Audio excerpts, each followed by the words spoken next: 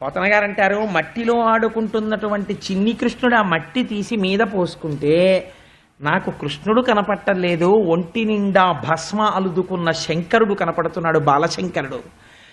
ఆయన మెడలో ఒక చిన్న హారం వేసుకుని దానికి మధ్యలో నీల పతకం ఉంటే ఆ పతకము కాంతి కంఠం మీద కొడుతుంటే గరళాన్ని కంఠంలో పెట్టుకున్న నీలకంఠుడు కనబడుతున్నాడు. అమ్మ కొప్పుకి కట్టినటువంటి ముత్యాల సరాలు చూస్తుంటే నాకు కపర్ది అని పెద్ద జటాజూట ఉండి అందులో గంగమ్మని ధరించి చంద్రరేఖని పెట్టుకున్నటువంటి శంకరుడు దర్శనం అవుతున్నాడు.